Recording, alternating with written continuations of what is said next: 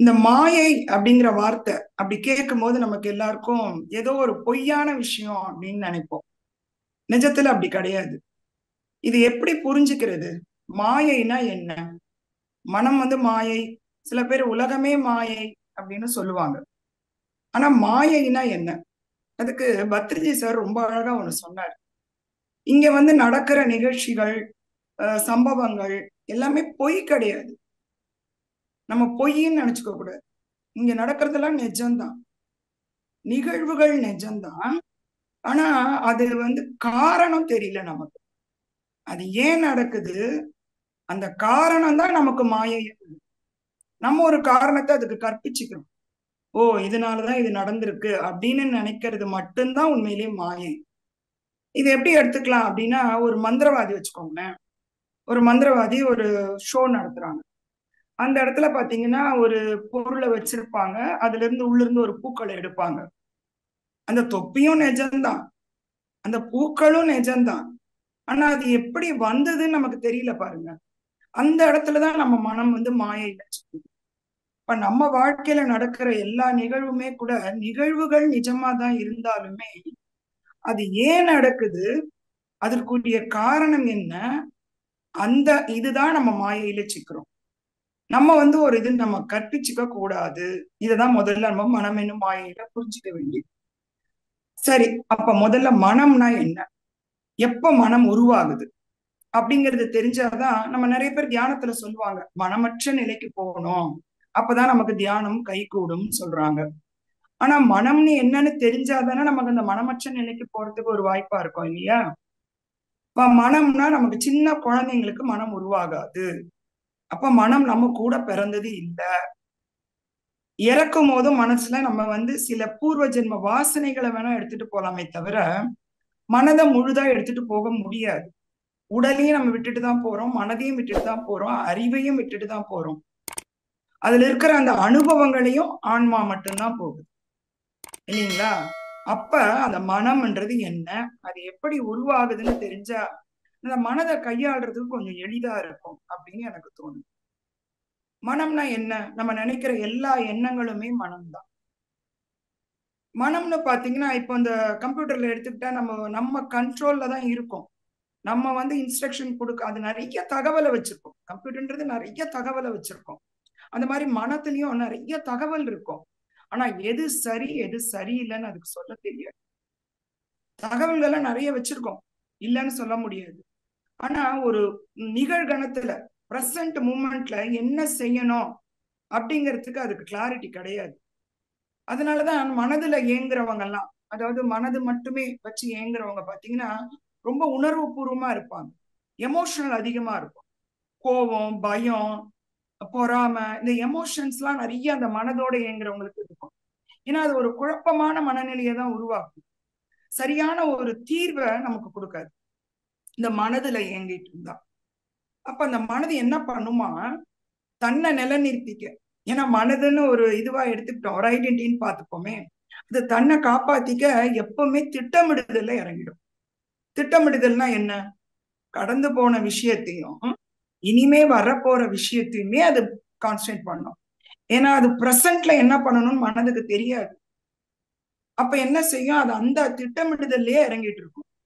திட்டமிடுதல நிறைய உங்களுக்கு நிறைய விஷயங்களை மனது மூலமா உருவாக்கும் போது நம்ம ரொம்ப நல்ல பாதையில நம்ம போய்கிட்டு இருக்கோம் அப்படிங்கிற ஒரு எண்ணத்துல இருப்போம். ஆனா முக்கியமான ஒரு விஷயத்த நம்ம தவற விட்டுட்டு இருப்போம். பிரசன்ட்ல எப்படி வாழறதுன்னு தெரியாம வாழ்ந்துட்டு இருப்போம். நடந்து முடிஞ்ச பிறகும் நடக்க போறதுல மட்டும்தான் நம்ம கான்சன்ட்ரேஷன் இருக்கிற மாதிரி மனம் பார்த்துக்குமா. இதுக்கு ஒரு அருமையான ஒரு கதை படிச்சேன் மனதை வச்சு. அது ஒரு ராஜா இருக்காரு. அந்த ராஜாக்கு ஒரு வேலைக்காரன். அந்த வேலைக்காரன் அந்த ராஜாக்கு என்ன கேட்டாலும் செஞ்சு கொடுப்பாங்க. மனம் கூட பாத்தீங்கன்னா ஒரு ஜீனி மாதிரி தான். நம்ம என்ன செய்யணும்னா நம்ம திருப்திப்படுத்தணும்னு அது ரொம்ப முயற்சிக்கும். அந்த மாதிரி அதை திருப்திப்படுத்துறதுக்காக செய்யும் போது இந்த வேலைக்காரனும் அந்த ராஜாக்கு அவ்வளவும் திருப்திய கொடுத்துருக்கான். உடனே அந்த ராஜாவுக்கு ரொம்ப சந்தோஷம். அந்த வேலைக்காரன் ரொம்ப நல்லா பண்றான், அவனுக்கு ஏதாவது ஒரு பரிசு தரணும் அப்படின்னு அந்த ராஜாவுக்கு தோணி இருக்கு.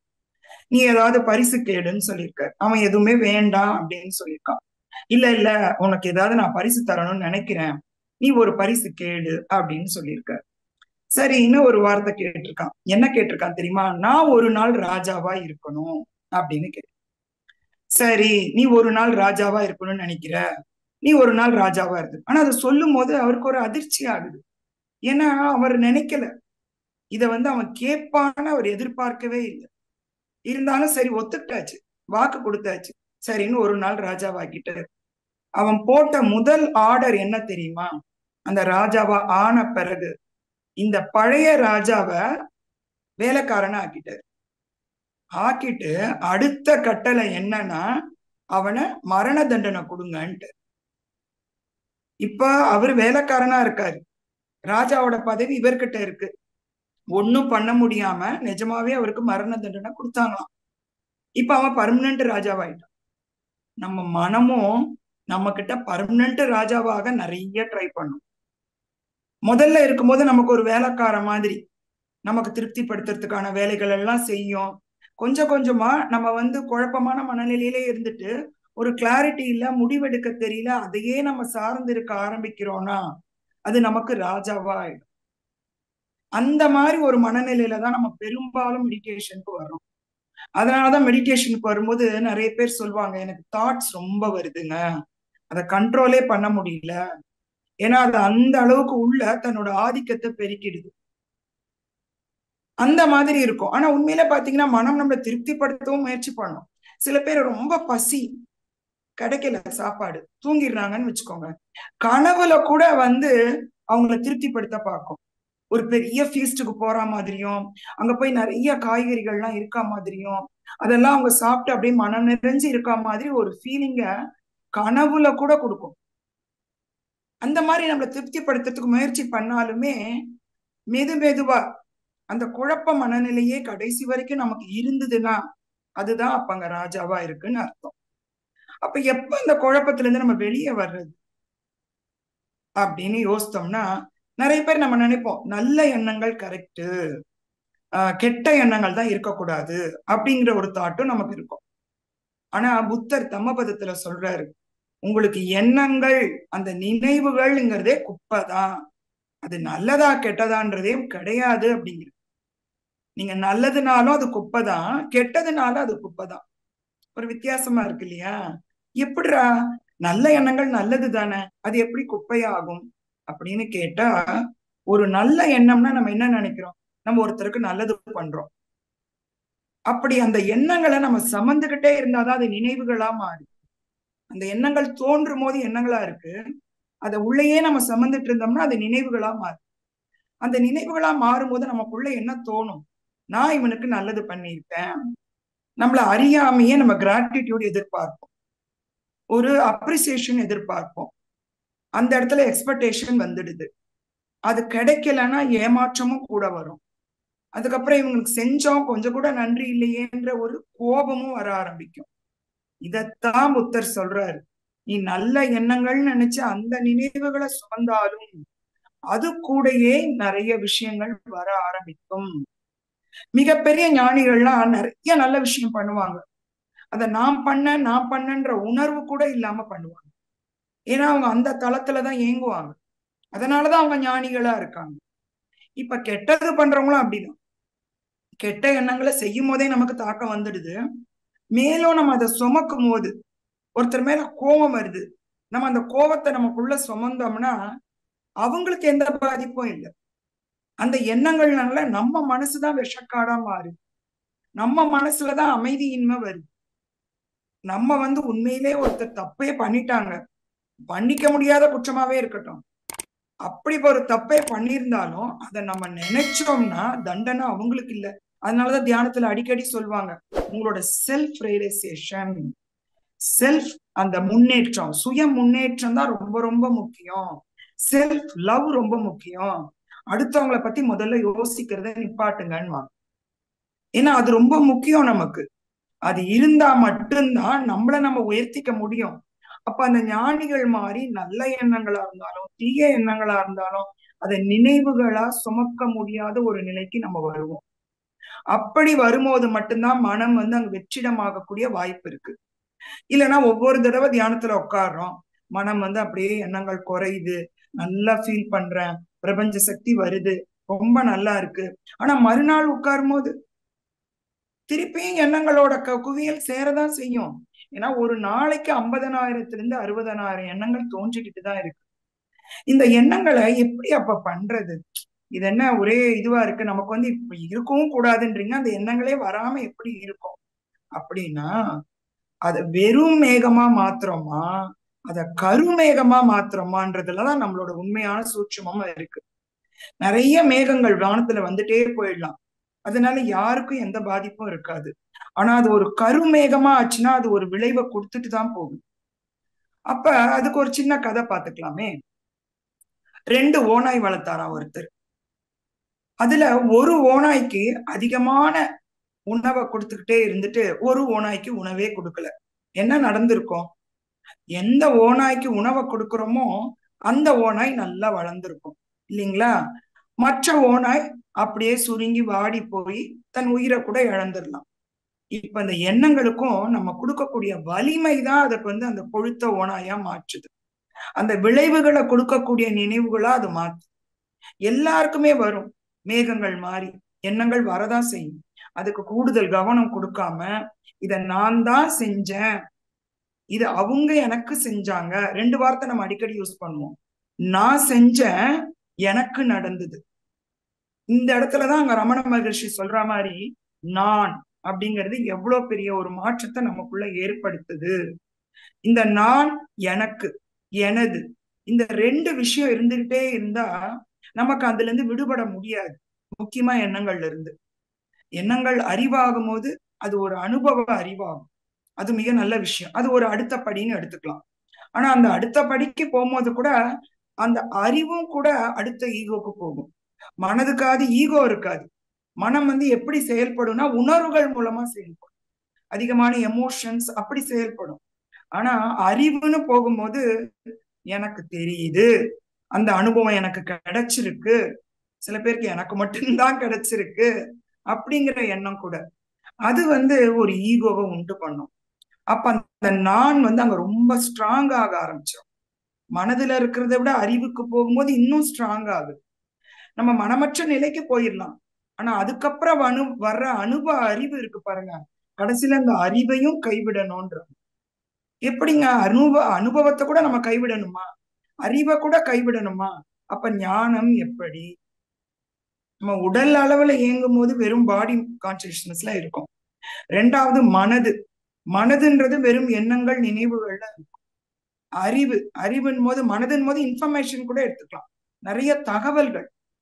ஆனா இந்த அறிவின் போது அறிவு வந்து நாலேஜுக்கு போகுது. நீங்க கொஞ்சம் அனுபவம் பண்றீங்க, ஆனா இது கண்டிப்பா விஸ்டம்க்கு போகணும். அந்த விஸ்டம்க்கு போனா மட்டும்தான் இந்த 3ஐயும் நம்மளால எடுக்க முடியும். அந்த பரமாத்மாவோட நம்மளால இணையவும் முடியும். அந்த முத்திரைக்கு சொல்றேன். இப்ப நம்ம வந்து எப்படி அப்ப எடுத்துக்கணும் அப்படின்னா, அந்த விஸ்டமும் கூட கைவிடப்பட வேண்டியதுதான். சில பேர் மனமற்ற நிலையே போதுன்னு நினைப்பாங்க, அது கூட தவறுதான் ஒரு வகையில. அதுல வரக்கூடிய அனுபவ அறிவை எதுக்கு நம்ம அறிவையும் கைவிடணும்? அறிவு நமக்கு தேவைதானே. ஏன்னா அந்த அறிவு கூட வரக்கூடிய அந்த நான்ன்றதை கைவிடணும்னா, இப்ப நான் இந்த ஒரு செஷன் எடுக்கிறேன், இது நான் வந்து ப்ரிப்பேர் பண்ணியிருக்கேன், நிறைய விஷயங்களை நான் சேகரிச்சிருக்கேன், இதை நான் எடுக்கிறேன் அப்படிங்கிற உணர்வோட பேசும்போது அங்க நம்மள முன்னிறுத்திக்கிட்டே இருக்கோம்னு வச்சுக்கோங்க. அந்த இடத்துல அந்த நான் செயல்படும் போது அறிவு மட்டும்தான் செயல்படும். நிறைய தகவலை சேகரிச்சுக்கலாம், நிறைய விஷயத்த வச்சுக்கலாம். பேசும்போது இது எல்லாம் சேர்ந்து எனக்குள்ளிருந்து வருது, என் வழியா வருது அப்படின்ற உணர்வோட நம்ம பேச ஆரம்பிச்சோம்னா நம்மள அறியாமையே அந்த பேச்சுக்கள் எல்லாம் ரொம்ப அழகா கிளாரிட்டியோட வரும். அதுக்கு இசைஞானி இளையராஜா ரொம்ப அழகா சொல்வார். அவர்கிட்ட கேட்டா பதில் சொல்றாரு, அந்த இசை என் மூலமாக வருகிறது, நான் ஏற்றவில்லை அதை. நான் இந்த சுச்சுவேஷனை நினைச்சு இது எழுதணும்னு சொல்லும் பொழுது முதல் நோட்ஸ்ல ஆரம்பிக்கிறது மட்டும்தான் என் வேலையா இருக்கும். அந்த இசை என் வழியா வர்றத நான் உணர முடியும். சம்டைம்ஸ் எனக்கு அந்த நோட்ஸே அப்படியே வரும் அப்படிங்கிறது. இது எப்பேற்பட்ட ஒரு நிலை பாருங்க. இந்த நிலையில இருக்கும்போது நமக்கு மனமும் கைவிடப்படுது, அந்த உடல் உணர்வும் கைவிடப்படுது, அந்த அறிவும் கைவிடப்படுது. அப்ப நம்ம அந்த ஞான நிலைக்கு போறதுக்கான வழி. அதனால மனதை நம்ம எதிரியா பார்க்கணும்னு அவசியமே கிடையாது. மனதை நம்ம உண்மையிலேயே ஃப்ரெண்டாவே நினைச்சுக்கலாம். அது நமக்கான ஒரு படிப்பினை தான். இத்தனை கொடுக்குற, இதுல நீ எப்படி பாஸ் பண்ற, இத வச்சு நீ என்ன கத்துக்கிற, நீ என்னோட குழப்பமான நிலையிலே இருந்தா மனம் கூட சந்தோஷமா இருக்கும்னு சொல்ல முடியாது. அந்த குழப்பமான நிலையில இருந்து வெளியே போறதுக்கான ஒரு சுச்சுவேஷனை தான் அது கிரியேட் பண்ணுது. நம்மளோட ஃப்ரீவில் வழியா அந்த மனது அப்படிங்கிறத கடந்து, அறிவு அப்படிங்கிறதையும் கடந்து அந்த ஞானம் அப்படிங்கிற நிலைக்கு போகும் பொழுது புத்தர் சொன்ன தம்ம பதம் நமக்கு நல்லா புரியும். எல்லா நினைவுகளும் குப்பைதான். நினைவுகள்ல நல்ல நினைவுகள் கெட்ட நினைவுகள்னே கிடையாது. நினைவுகளை நீங்க சேகரிக்க சேகரிக்க நம்ம அங்கேயே ஸ்டக்கப் ஆகுறோம். தினம் தினம் தினம் நிறைய நிகழ்வுகள் நடக்குது.